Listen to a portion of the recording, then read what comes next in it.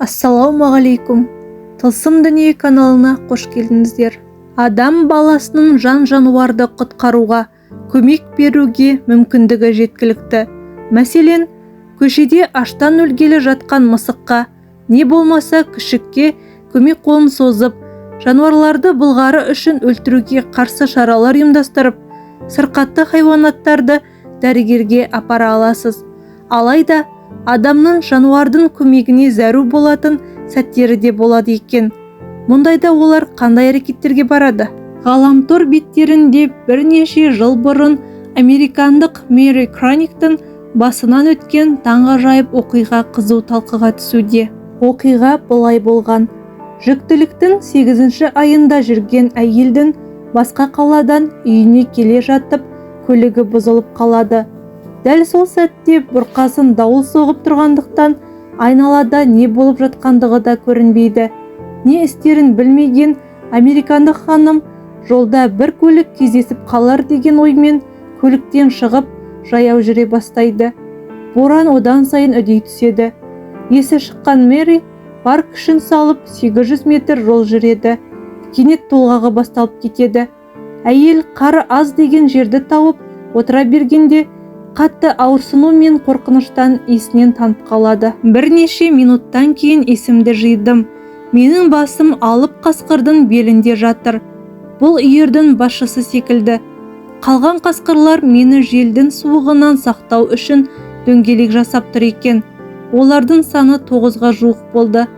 Қорқуға да үлгермедім. Толғақ жанымды көзіме көрсетті. 20 минуттан кейін сәбиді дүниеге әкелдім.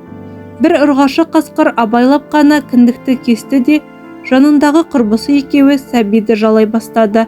Басқа қасқырлар мені жылытпақ болып, одан сайын жақындай түсті, деп еске алады Мэри. Әйел баланы қолына алмақ болғанымен әлі жетпейді. Кіндік кескен қасқыр баланы мұрнымен Мэридің кеудесіне тіреп тұрады. Баланың жылаған даусынан тірі екені білінеді де, аздан соң Мэри сәбиін емізе бастайды. Үйірдің басшысы оның бетіндегі қар мен жасты жалаған екен. Бәрі де соңына дейін әйел мен баланы қоршап тұрады. Мэри Краниктің туыстары қараусыз қалған көлікті тапқаннан кейін іздеу жұмыстарын күшейте түседі. Іздеушілер алыстағы қасқыр тобын көргенде бір сұмдық болды деген оймен оқ атады. Қасқырлар қашып кетеді. Туыстары ағаш түбіндегі әйел мен баланың тірі екендіктерін көргенде таңғалады. Ал қасқырлар бала мен ананы бір жолы алып кеткенше алыстан бақылап тұрған көрінеді. Мэри Краник күні кеше ғана тілшілерге сұхбат беріп, кішкентай ұлымен бірге бір үйір қасқырды іздеуге шығатындығын мәлімдеген. Қандай ғибратты оқиға десеңізші. Жалпы біздің қазақ халқы қасқырдың қадірін қадым замандардан ақ білген, көк бөріні қасиет тұтқан. Көк бөріге қатысты оқиғалар ежелгі үйсін, түркі және моңғол аңыздарында кездеседі.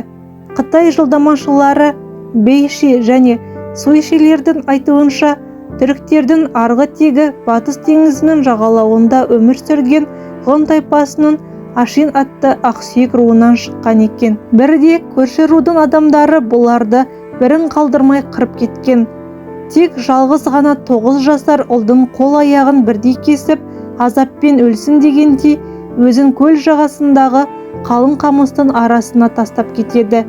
Оны ұрғашы қасқыр тауып алып, асырап, ақырында оның балаларының анасы болады. Жаулардан қашып, сол бөрі Алтай тауының аяқ баспас үңгіріне жасырынып, сол апанда 10 ұл табады. Ендігі бір қисында ана қасқыр Тұрфанның теріскейіндегі Шығыс Тянь-Шань тауларына тығылған дейді. Сөйтіп, оның ұлдарының бәрі Тұрфанның қыздарын таңдаған, ал Ашинның немересі сол тайпаның көсемі болған. Ашина деген сөз мейірімді бөрі дегенді білдіреді. Өздерінің арғы анасы Ашинаға көрсетілген құрмет парызы ретінде олар өз руының туына бөрінің басын бейнелеген екен. Қазақ әдебиеті қасқыр туралы шығармаларға да бай. Бірнеше жыл бұрын көрерменге жол тартқан Шал фильмінде де қасқырдың қасиеті туралы айтылады. Қасиет демекші, қасқырдың азу түсі түріктерге тұмар болған, Ал қазақтар оны малды аман сақтайды деп жаңа қонысқа іліп қойған. Қасқырдың азуы мен тырнағын, жалы мен құйрық жүнін жас нәрестені көз тиюден сақтайды деп бесік арқасына ілген. Ол әлі күнге дейін ересектер мен балалар киімінде көрініс тауып жүр емес пе? Халқымыз қазір де ержүрек, батыл жігіттерді көк бөріге теңеп, батылдық пен батырлықты нышаны ретінде таниды. Енді каналымда күнделікті тылсымға толы қызықты әңгімелермен бөлісіп отыратын боламын. Егер видео ұнаған болса, каналға жазылып, лайк басып, комментарий қалдырып, арнаның дамуына өз үлесіңізді қосуыңызды сұраймын. Видеоны аяғына дейін қарағаныңызға рахмет.